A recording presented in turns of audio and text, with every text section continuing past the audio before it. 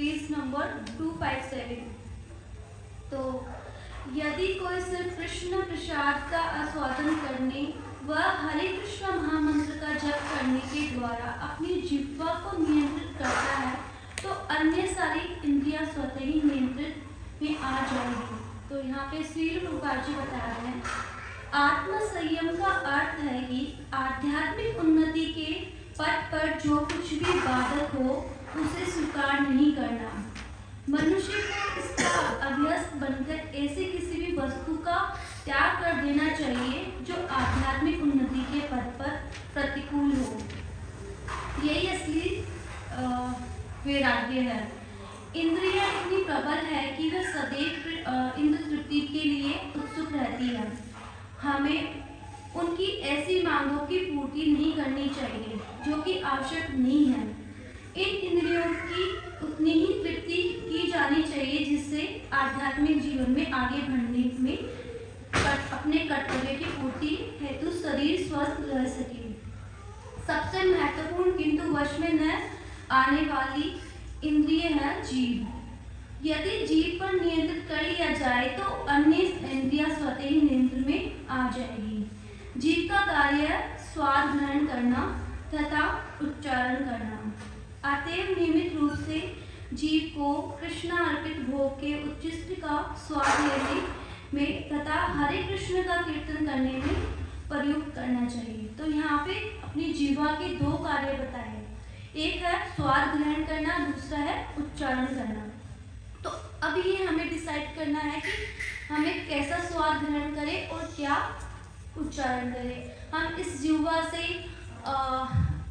जो अपवित्र खाना है, प्याज लहसुन है, मांस मच्छी ये खाएं या केवल कृष्ण प्रसाद खाएं, और इस जीवा से असत्य वचन बोले या फिर फिल्मी गाने गाएं या कुछ ऐसे शब्द बोले, अपशब्द बोले, या फिर इस जीवा का उच्चारण केवल हरे कृष्णा महामंत्र का जाप करने, कृष्ण की कीर्ति गान करने में यूज करें। तो इसको थोड़ा समझने का प्रयास करेंगे। तो यहाँ पे प्रभुपाद जी बता रहे हैं कि आत्म संयम कैसे होगा। तो आत्म संयम ऐसा नहीं कि आत्म संयम आत्मा से होगा, नहीं, आत्म संयम होगा जिह्वा से। आत्म संयम जिह्वा से शुरू होता है। तो जब हम इस जिह्वा से महाप्रसाद खाएंगे, कृष्ण प्रसाद खाएंगे, तो जिह्वा से उदर और जनेंद्रिया, यानी कि जो जिह्वा है सारे कलेशों का कारण क्या है, जिह्वा है। और जिह्वा को नियंत्रित कर पाना बहुत मुश्किल है। और जब हम इस जिह्वा को कंट्रोल कर लेंगे, नियंत्रित कर लेंगे, तो हम आध्यात्मिक उन्नति कर पाएंगे, अदरवाइज हम आध्यात्मिक उन्नति नहीं कर पाएंगे। तो जैसे हम जब भी प्रसाद पाते हैं उससे पहले एक मंत्र गाते हैं, महाप्रसादे गोविंदे, तो इसके माध्यम से इसको समझने का प्रयास करेंगे कि जीवा कितनी पावरफुल है, कितनी खतरनाक है।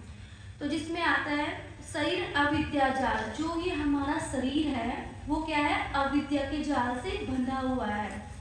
जड़ इंद्रिया ताहे काल, और जो जड़ इंद्रिया है, जड़ इंद्रियों का जो काल है हमें जो क्या करता है, इस भौतिक विषयों में खींचता है।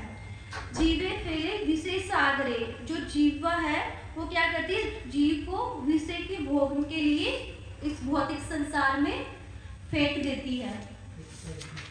आगे इसमें बताया ताड़ मध्य जीवा अति लोभमय सु दुर्मति, यानी कि ताड़ मध्य समस्त इंद्रियों में जो जीवा है उसे बहुत खतरनाक बताया गया। ताड़ मध्य जीवाति, समस्त जीवा में जो इंद्रिय है बहुत खतरनाक है, बहुत पावरफुल है। और यहाँ पे यूज हो रहा है अति लोभमय, यानी कि लोभमय नहीं, अति लोभमय, यानी कि अत्यधिक लोभमय, जो लोभ में फंसाती है। और फिर क्या करती है, दुर्मति, यानी कि जो हमारी मति है उसको क्या करती है, खराब करती है। दुर्मति यानी उस बुद्धि को क्या करती है, खराब करती है। तो यहाँ पे सभी इंद्रियों में सबसे खतरनाक है जिह्वा, और जिह्वा को से जीत पाना इस भौतिक संसार में बहुत कठिन बताया गया है। तो इसको कैसे हम जीतेंगे, तो प्रभुपाद जी बताते हैं कि प्रभुपाद जी इसके लिए बता रहे हैं कि जो ये पावरफुल जिह्वा है उसको सिर्फ दो चीजों से कंट्रोल कर सकते हैं। एक तो है हरे कृष्ण गाओ और महाप्रसाद पाओ। तो ये दो कार्य करेंगे तो हम इस पे कंट्रोल कर पाएंगे, क्योंकि जो कृष्ण है बहुत करुणामयी है, दयामयी है।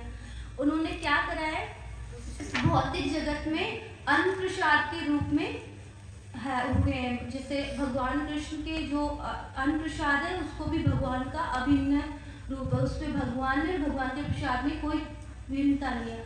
वैसे ही भगवान की में और भगवान के नाम में कोई डिफरेंस नहीं है। तो इसको क्या करना चाहिए हमें, जैसे हम कहें कि भगवान कृष्ण को घर पे जो कुछ भी बनता है उसको भगवान कृष्ण को ऑफर करें, उनको भोग लगाएं।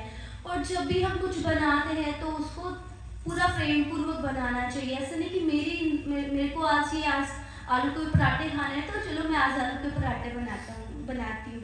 नहीं, हमें ये भाव रख के बनाना चाहिए कि मैं कृष्णा को भोग लगाऊंगी और कृष्णा बहुत प्रसन्न होंगे। तो कृष्णा के लिए प्रेम पूर्वक अगर हम कुछ बनाते हैं, भोग लगाते हैं, तो कृष्णा बहुत प्रसन्न होंगे और फिर उसको भोग लगा के हमें उसे प्रेम पूर्वक प्रसाद के रूप में पाना चाहिए।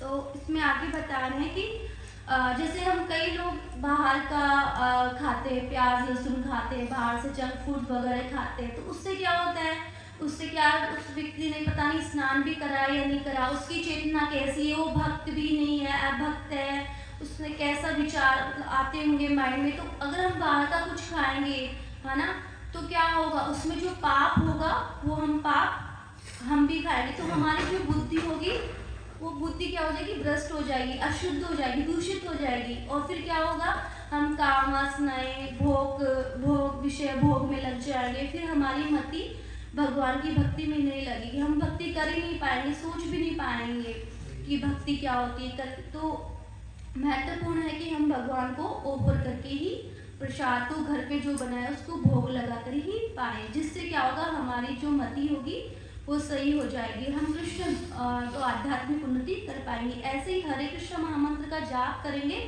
तो हमारी जिह्वा पे कंट्रोल हो पाएगा। तो एक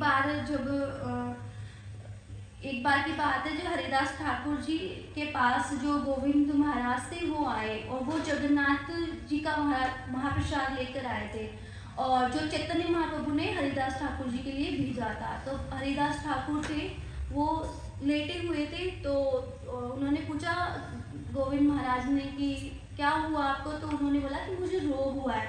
परंतु उन्होंने क्या करा, जो महाप्रसाद आया उसमें से एक दाना लेके उन्होंने पाया और प्रणाम करा। तो इससे पता चलता है कि भगवान के प्रसाद में और भगवान के कोई भिन्नता नहीं है, भगवान का प्रसाद और भगवान सेम है। जैसे हमारे प्रधान जी प्रसाद वर्ड को डिफाइन करते हैं, प्रसाद यानी प्रभु के साक्षात दर्शन।